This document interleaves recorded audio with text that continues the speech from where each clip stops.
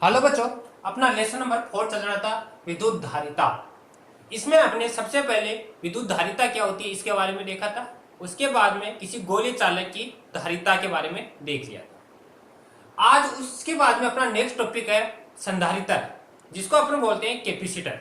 तो आज अपने संधारित्र के बारे में अध्ययन करेंगे। संधारित्र क्या होता है और संधारित्र का क्या सिद्धांत है। तो अपन टॉपिक लिखते हैं संधारित्र। संधारित्र अंग्रेजी में बोलते हैं इसको कैपेसिटर।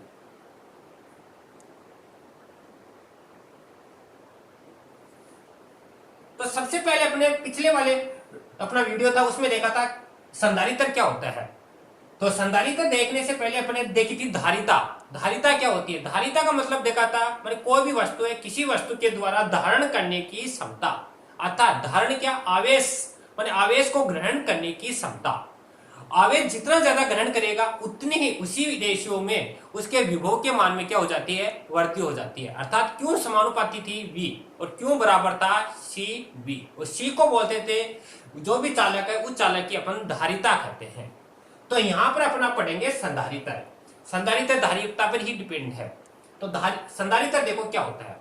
संधारित्र का मतलब है कोई भी चालक है किसी चालक के अब अपन कोई चालक है उस चालक की संधारित्र के बारे में देखना है। तो कोई चालक है उस चालक का या तो आकार बढ़ा के अपन धारिता बढ़ा सकते हैं, या फिर अपने देखा था विभव है, विभव के मान में कमी करके धारिता बढ़ा सकते हैं, या आवेश है, आवेश के मान में वृद्धि या कमी करके अपन धारिता बढ़ा सकते हैं या घटा सकते हैं।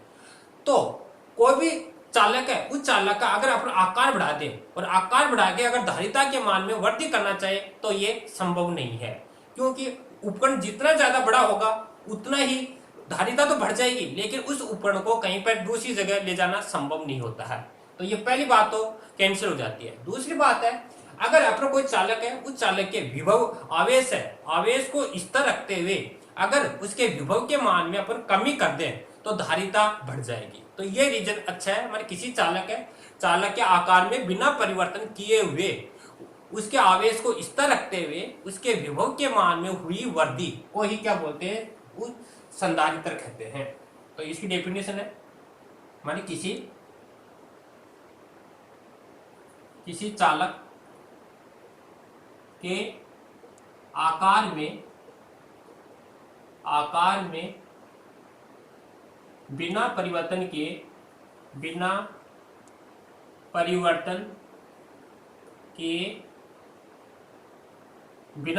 किए हुए वे उसके आवेश को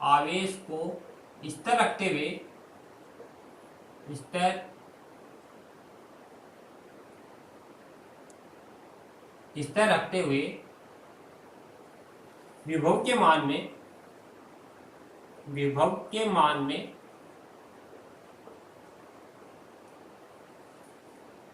कमी करे,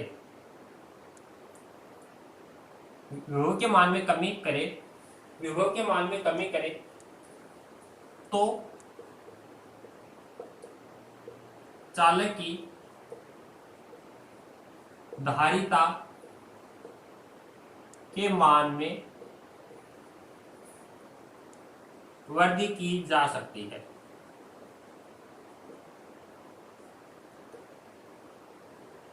ये संधारित्र का सिद्धांत है। संधारित्र है, कैपेसिटर है। कैपेसिटर मानी एक ऐसी युक्ति है जो किसी चालक है उस चालक के आकार में बिना परिवर्तन किए हुए उसके आवेश को स्थिर रखते हुए उसके विभव के मान में अगर कमी कर दे तो चालक की धारिता के मान में क्या कर सकते हैं, अपन वृद्धि कर सकते हैं। तो इसी को अपन संधारित्र का सिद्धांत भी बोलते हैं और ऐसी एक संधारित्र युक्ति है। कैसे? जैसे आपने पढ़ा था कोई चालक है, किसी चालक को दिया गया आवेश है, आवेश समानुपाती होता है उसके विभव में हुई वृद्धि के। अब इसको बैलेंस किया था तो क्यों बराबर आया था, CV। और C को बोलते थे अपन जो भी चालक है उस चालक की धारिता बोलते थे। चालक की धारिता अर्थात धारण करने की क्षमता। अब अपन को धारिता के मान में वृद्धि करनी है। धारिता के मान में वृद्धि करने के लिए जो भी चालक है, चालक जैसे ये बोर्ड है, सपोज करो ये चालक है, बोर्ड है, अगर इसका आकार बड़ा कर दें तो बड़ा तो कहीं दूसरी जगह ले जाना संभव नहीं है, इसलिए इस आकार में तो कोई चेंज नहीं करना है। तो आकार में बिना परिवर्तन किए आवेश है, आवेश को क्या रखना है, स्थिर रखना है। मतलब सी बराबर क्यू अपॉन में वी। तो क्यू है आवेश है, इसको स्थिर रखना है, आवेश को स्थिर रखना है। तो आवेश को स्थिर रख दिया तो जो ये आपकी धारिता है, ये धारिता डिपेंड करेगी इनवर्सली प्रोपोर्शनल होगी वी के। तो अब आपको क्या करना है, आवेश को स्थिर कर दिया और विभव के मान में क्या करनी है, कमी करनी है। मानी वी है, वी के मान में कमी करनी है। अगर विभव का मान कम होगा तो धारिता क्या हो जाएगी, वृद्धि, मानी सी के मान में वृद्धि हो जाएगी। तो यही क्या है, संधारित्र का सिद्धांत है और संधारित्र इसी युक्ति पर कार्य करता है। अपने आवेश को स्थिर रखते हुए विभव के मान में कमी कर दे तो धारिता के मान में क्या हो जाएगी, वृद्धि हो जाएगी। तो इस तरह अपन धारिता के मान में वृद्धि कर सकते हैं। इसका अगर सिंबल देखें संधारित्र का, संधारित्र है, इसका जो सिंबल है प्रतीक, प्रतीक आपको ये यूज में लेना है। दो डंडे खींचने, दोनों बराबर के हैं, दोनों बराबर डंडे खींचने, प्लस माइनस इसमें कुछ होता नहीं है। और इसको अपन सी से डिनोटेट करते हैं। सी का मतलब कैपेसिटर अर्थात संधारित्र। तो दो लाइनें खींचने, बैटरी में क्या होता है, एक बड़ा होता है और एक छोटा होता है, बड़ा प्लस का होता है माइनस का, ये बैटरी होती है। और कैपेसिटर में दोनों सेम होते हैं और सी से डिनोटेट करना है। तो ये था आपका संधारित्र। इसके बाद में आता है संधारित्र का सिद्धांत।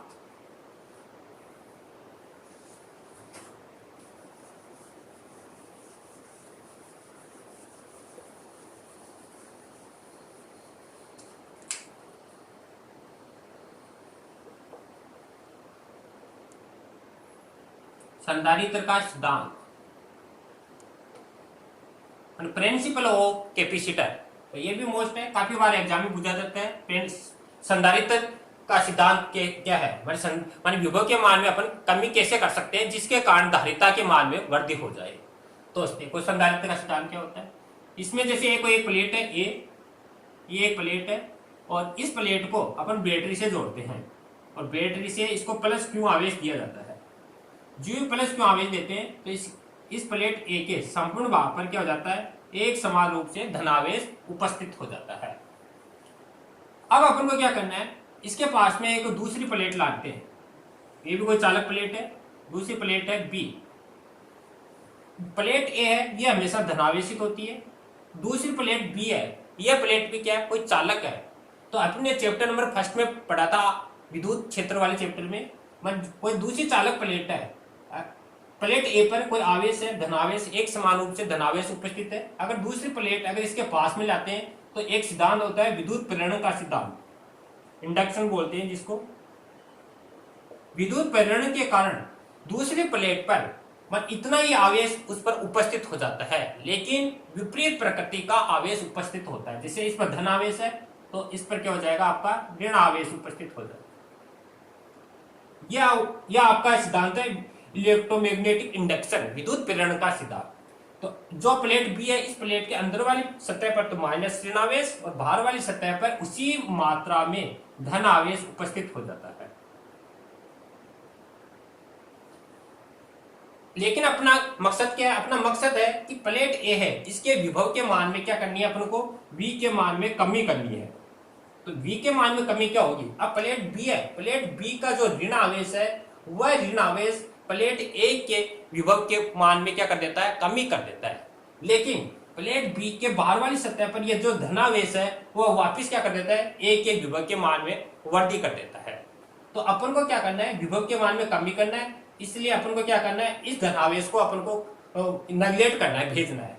अगर ये प्रोसेस अपन को दूसरी प्लेट और रख दे इसके पास में, जैसे मान लो तीसरी प्लेट सी है, ये भी कोई चालक प्लेट है, अगर ये तीसरी प्लेट रखते हैं तो इस प्लेट पर भी जो प्लेट बी पर प्रोसेस हुई वह प्रोसेस होती है। जैसे इसमें धनावेश है तो इसके अंदर वाले पर ऋण आवेश उपस्थित हो जाता है, लेकिन बाहर वाली प्लेट पर क्या हो जाता है, धन आवेश उसी अनुपात में धनावेश उपस्थित हो जाता है। ये जो ऋण आवेश है ये इसके विभव के मान में कमी कर देता है, लेकिन ये धनावेश है वापिस उसी अनुपात में वृद्धि कर देता है। लेकिन अपन को इसको नेगलेक्ट करना है, इसलिए अपन क्या करते हैं, इस प्लेट के बाहर वाली जो प्लेट है, इस बाहर वाली प्लेट को पृथ्वी से जोड़ देते हैं, जिसको अपन बोलते हैं भू समकित या ग्राउंडेड कर देते हैं। ये ग्राउंडेड का सिंबल है और इसको बोलते हैं भू संकित, मानी पृथ्वी से जोड़ देते हैं। जो ही पृथ्वी से जोड़ते हैं तो प्लेट बी का जो धनावेश है वो पृथ्वी में क्या होता है, ऋण इलेक्ट्रॉन है, इलेक्ट्रॉन या ऋण आवेश है। यह पृथ्वी के इलेक्ट्रॉन से क्या हो जाता है, अनावेशित हो जाता है अर्थात निरावेशित हो जाता है। मतलब जितना भी धनावेश था वह सारा सारा पृथ्वी में चला जाता है। और यह प्लेट बी सी है, इसका बाहर वाला सतह नेग्लेक्ट हो जाता है। तो इस प्रकार अंदर का जो ऋण आवेश है वो इसके विभव के मान में क्या कर देता है, कमी कर देता है। और जो इसके विभव के मान में कमी होती है, धारिता के मान में क्या हो जाएगी, वृद्धि हो जाती है। अर्थात V के मान में कमी, V कम हुआ तो आपने पढ़ा था C समानुपाती है V, यहां पर था क्यों है, क्यों तो क्या कांस्टेंट है, क्यों तो स्थिर है, क्यों स्थिर है तो V के मान में कमी हुई तो C के मान में क्या हो जाएगी, वृद्धि हो जाएगी। तो इस तरह अपन क्या कर सकते हैं, संधारित्र की जो धारिता है, धारिता के मान में वृद्धि कर सकते हैं। यही क्या है संधारित्र का सिद्धांत है। अब संधारित्र भी कई प्रकार के होते हैं, जैसे समांतर प्लेट संधारित्र, गोलीय संधारित्र, बेलनाकार संधारित्र। तो इसमें अपने जो सिलेबस में है वो है समांतर प्लेट संधारित्र और वो मोस्ट भी है। अब उसी के बाद में अपन अध्ययन करते हैं। तो नेक्स्ट टॉपिक अपना समांतर प्लेट संधारित्र, इसकी थ्योरी आप लिख लेना।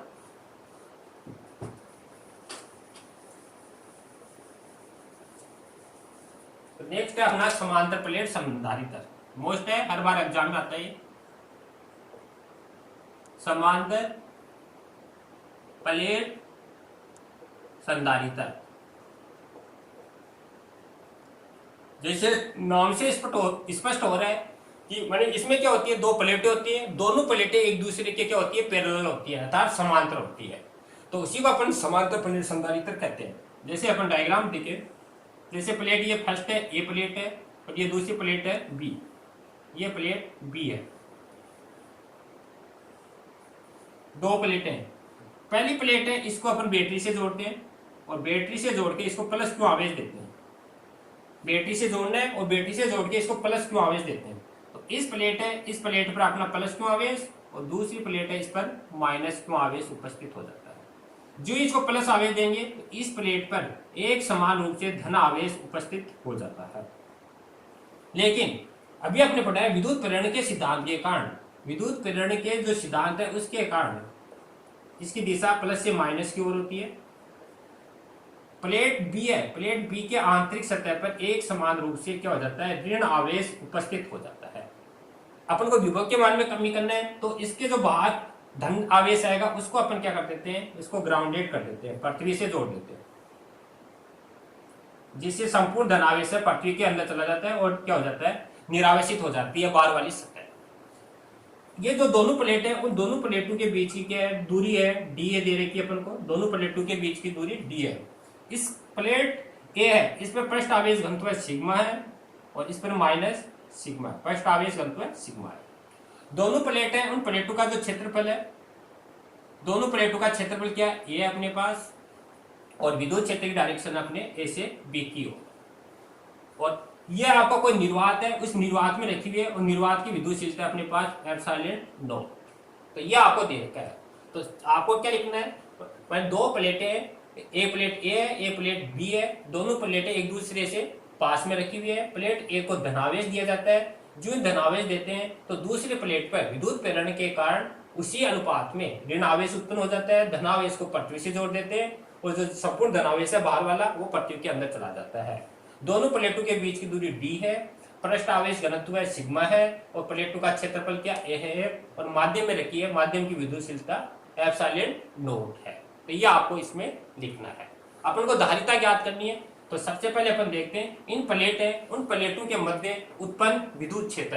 तो अपने चैप्टर नंबर 2 था उसमें देख लिया था पृष्ठ आवेश घनत्व के कारण उत्पन्न विद्युत क्षेत्र। प्लेट फर्स्ट पर उत्पन्न विद्युत क्षेत्र, तो ये आपने देखा था। जैसे पहली प्लेट अपनी फर्स्ट एक लिखी थी तो ये आपने देखा था सिग्मा अपॉन में 2 एप्सिलॉन नॉट। इसी प्रकार प्लेट सेकंड है, इस पर उत्पन्न विद्युत क्षेत्र ई बी और ये था अपने सिग्मा अपॉन में 2 एप्सिलॉन, दोनों पर सेम होता है। अतः उन दोनों प्लेटों के मध्य उत्पन्न कुल विद्युत क्षेत्र, तो कुल के लिए इनको दोनों को जोड़ देंगे, E बराबर ई ए प्लस ई बी। तो E बराबर आएगा सिग्मा अपॉन में 2 epsilon not plus sigma upon 2 epsilon not. ये हाफ है, ये हाफ, तो सिग्मा अपॉन में epsilon not, equation number first. तो जो प्लेट फर्स्ट और सेकंड है, उन प्लेटों के मध्य जो विद्युत क्षेत्र उत्पन्न होगा वह होगा E बराबर सिग्मा अपॉन में एप्सिलॉन नॉट। अब अपन जानते हैं पृष्ठ आवेश घनत्व भी पढ़ा था आपने। पृष्ठ आवेश घनत्व है सिग्मा बराबर होता है प्लेटों को दिया गया आवेश तथा उन प्लेटों का क्षेत्रफल, सिग्मा बराबर क्यू अपॉन में ए, इक्वेशन नंबर 2। सिग्मा की वैल्यू इक्वेशन नंबर 1 में रख दो, समीकरण नंबर 1 व 2 से। तो जो वैल्यू रखेंगे तो E बराबर सिग्मा का मान यहां रखना है, तो क्यू अपॉन में ए epsilon not, equation number 3। Q है प्लेट को दिया गया आवेश है, ए प्लेटों का क्षेत्रफल और एप्सिलॉन है निर्वात की विद्युतशीलता। तो ये अपने निकाल लिया। अगर प्लेटों के बीच की दूरी d है और प्लेटों के मध्य उत्पन्न विभवांतर आप ज्ञात करना है। यदि प्लेटों के बीच की दूरी d है तो उत्पन्न विभवांतरण, तो इन प्लेटों के बीच में विभवांतरण कितना उत्पन्न होगा वह आपको देखना है। तो विभवांतरण कितना होगा ये आपने पढ़ा था, V बराबर होता है ED या ये निकला है आपने इससे E बराबर V अपॉन में D, तो विभवांतरण होगा V बराबर ED। ये प्लेटों के मध्य क्या होगा विभवांतरण होगा। ये विद्युत क्षेत्र है, D है बीच की डिस्टेंस। अब E का मान इक्वेशन 3 में आपने निकाल लिया, 3 से इक्वेशन 4 में रखेंगे, तो समीकरण नंबर 3 और 4 से। तो B बराबर आएगा अपने पास, E की जगह ये रख देंगे क्यू D अपॉन में A epsilon not, equation number 5। तो ये विभवांतरण आ गया। अब अपन धारिता की परिभाषा जानते हैं। धारिता की परिभाषा से तो धारिता आपने पढ़ी है, C बराबर होता है Q अपॉन में V, इक्वेशन नंबर 6। V है, V का मान समीकरण नंबर 5 से V का मान रख देंगे इसमें, तो C बराबर आएगा Q अपॉन में QD, और ये जो A एप्सिलॉन नीचे है, नीचे से कहाँ चला जाएगा ऊपर, A एप्सिलॉन नॉट, तो Q से Q कैंसिल हो जाएगा और ये अपने पास आएगी धारिता C बराबर A एप्सिलॉन नॉट अपॉन में D। तो ये आएगी कोई समांतर प्लेट संधारित्र है, उस समांतर प्लेट संधारित्र की धारिता, और वो भी किसमें जीरो लगा देंगे, जीरो का मतलब है निर्वात में, माने इसके अंदर एयर या वायु है, तो ये एप्सिलॉन नॉट है, ये निर्वात की विद्युतशीलता है, अर्थात निर्वात में विद्युतशीलता A एप्सिलॉन नॉट D के तुल्य होती है। अब ये अपनी ये देखना चाहिए किस पर डिपेंड करती है, तो धारिता है क्षेत्रफल के तो समानुपाती होती है, क्षेत्रफल के समानुपाती, और डिस्टेंस के क्या होती है इनवर्सली प्रोपोर्शनल होती है। ये आपको इंपॉर्टेंट है, याद रखनी है। अगर इन प्लेटों का क्षेत्रफल जितना अधिक होगा, अगर प्लेटें जितनी ज्यादा बड़ी होगी धारिता उतनी ही ज्यादा होगी, माने अगर कैपेसिटर छोटा है तो धारिता भी कम होगी, और कैपेसिटर अगर बड़ा है तो धारिता की भी क्या होगी ज्यादा होगी। दूसरी बात, अगर प्लेटों के बीच की डिस्टेंस है अगर कम होगी, दूरी कम होगी, माने प्लेटें पास पास में होंगी तो दूरी कम है तो धारिता का मान उतना ही ज्यादा होगा, और अगर प्लेटें दूर दूर होंगी, डिस्टेंस ज्यादा है, माने दूरी का मान ज्यादा होगा तो धारिता का मान क्या होगा कम होगा। तो ये आप इंपॉर्टेंट चीज है, ये आपको याद रखनी है। इसी में एक चीज और याद रखनी है, अगर ये दोनों प्लेटें निर्वात में न रखकर किसी माध्यम में रखी हुई हैं तो उस समय धारिता क्या होगी, तो वो और आपको याद रखना है।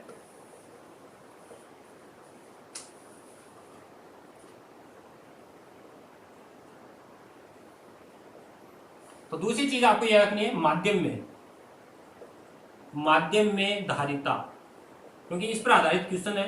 तो माध्यम में अगर ये रखा हुआ है तो माध्यम में क्या होगा, एप्सिलॉन की जगह क्या आएगा एप्सिलॉन टी आता है, और एप्सिलॉन बराबर अपने पढ़ा हुआ है एप्सिलॉन नॉट और एप्सिलॉन आर होता है। तो माध्यम में दो धारिता क्या होगी, तो यहाँ लिखेंगे माध्यम के लिए एम लगा देंगे, और माध्यम में होगी आपका ए एप्सिलॉन अपॉन में डी, और एप्सिलॉन की जगह लिखेंगे ए एप्सिलॉन नॉट अपॉन में डी और एप्सिलॉन आर। इसको मान लो इक्वेशन नंबर 8। तो माध्यम में धारिता होगी A epsilon naught epsilon r upon d. Epsilon r क्या है? आपेक्षिक विद्युतशीलता, जिसको पैरा विद्युतांक भी बोलते हैं। एप्सिलॉन आर है, इसको बोलते हैं पैरा विद्युतांक। और पैरा विद्युतांक क्या होता है? कुचालक होता है। कोई कुचालक माध्यम होता है, जैसे कोई लकड़ी है, प्लास्टिक है, वो इसके अंदर भरते हैं, तो वह पैरा विद्युतांक कहलाता है। तो इसमें आप रिलेशन देखें तो सी एम माध्यम में जो धारिता है, माध्यम में धारिता, इसकी जगह अपन क्या लिख सकते हैं? निर्वात की धारिता। तो एप्सिलॉन आर और एप्सिलॉन सी 0। तो यह आपका रिजल्ट है 9। अर्थात माध्यम की धारिता निर्वात की धारिता का एप्सिलॉन आर गुना अधिक होती है। मानी अगर ये किसी माध्यम में निकालना चाहे तो माध्यम में धारिता का मान एप्सिलॉन आर गुना बढ़ जाता है। तो ये अपना था समांतर प्लेट संधारित्र। अब इस पर आधारित अपन क्वेश्चन देखते हैं। इसमें कर्व भी बना लेना। क्षेत्रफल में अगर ग्राफ बनाना चाहे तो एक सीधी लाइन आएगी, और दूरी में ग्राफ बनाना चाहे तो परवलयाकार आएगी, अर्थात दूरी घटेगी तो धारिता घटेगी। तो ये समांतर प्लेट संधारित्र था, इसका स्क्रीनशॉट लेना। इसके पश्चात इस पर आधारित अपन कुछ न्यूमेरिकल देखते हैं।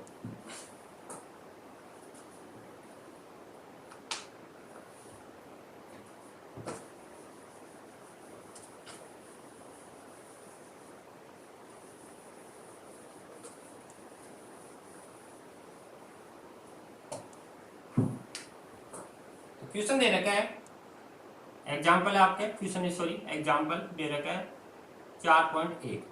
कोई एक संधारित्र है, किसी संधारित्र की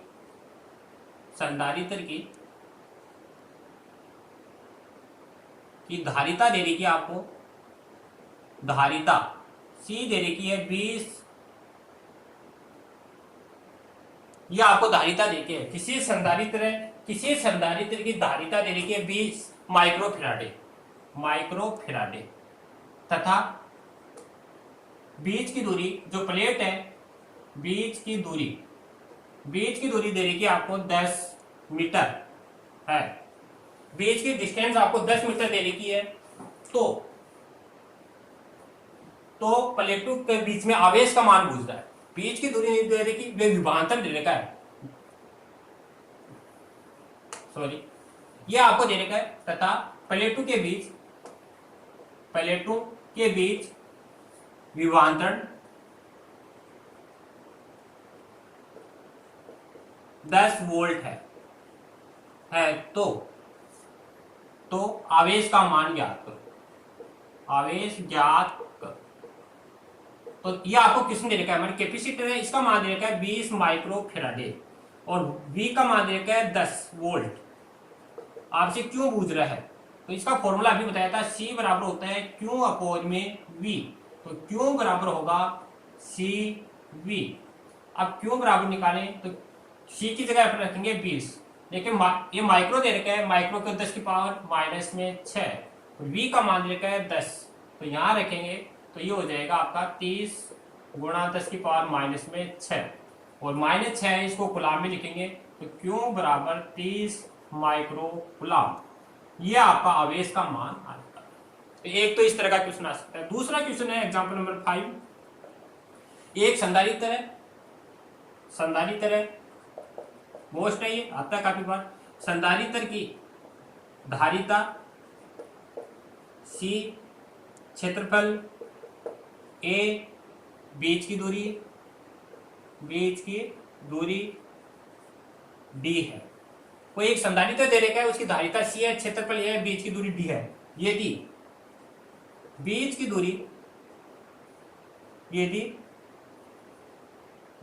की दूरी आदि वह क्षेत्रफल दुगना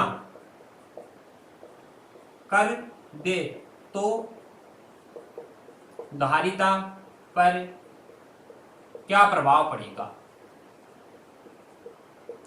ये मोस्ट क्वेश्चन है। मान ये कह रहे हैं वो एक संधारित्र है, उसकी धारिता C है, क्षेत्रफल A है, बीच की दूरी D है। यदि बीच की दूरी को आधी और क्षेत्रफल को दुगना कर दे तो धारिता पर क्या प्रभाव पड़ेगा? तो अभी अपने देखा है धारिता होती है C बराबर A एप्सिलॉन नॉट अपॉन में D, इक्वेशन नंबर 1। अब अपन को कह रहा है क्षेत्रफल को दुगना कर दे। अगर ये अपना नया क्षेत्रफल क्या हो जाएगा? नया क्षेत्रफल जैसे ए डैश मान लो, मतलब जो पुराना है पुराने का दुगना, पहले ए था तो इसका 2a हो गया। दूरी है, दूरी को पहले की क्या कर दी, आधी। तो नई धारिता क्या होगी, तो नई धारिता सी डैश मान लो, सी डैश बराबर ए डैश एप्सिलॉन नॉट अपॉन में डी डैश। ए डैश है, ए डैश की जगह रखेंगे 2a एप्सिलॉन नॉट अपॉन में डी डैश की रखेंगे d बटा 2। 2 नीचे से ऊपर जाएगा, तो ऊपर जाएगा तो ये हो जाएगा 4a एप्सिलॉन नॉट अपॉन में d सी डैश। और ये अपन जानते हैं a epsilon not d upon में क्या होता है c, तो इजिकल टू सी डैश बराबर 4c। तो इसे क्या प्रूफ हो गया, अगर कोई संधारित है इसका क्षेत्रफल को डबल कर दे और डिस्टेंस को आधी कर दे तो धारिता बढ़ के कितनी हो जाएगी, पहले संधारित्र की धारिता की 4 गुना हो जाएगी। तो अभी मैंने बताया था अगर क्षेत्रफल बढ़ा दे तो भी धारिता बढ़ेगी, दूरी आधी कर दे तो भी बढ़ेगी, इसलिए दोनों मिलकर क्या हो जाएगी, पहले की 4 गुना बढ़ जाएगी।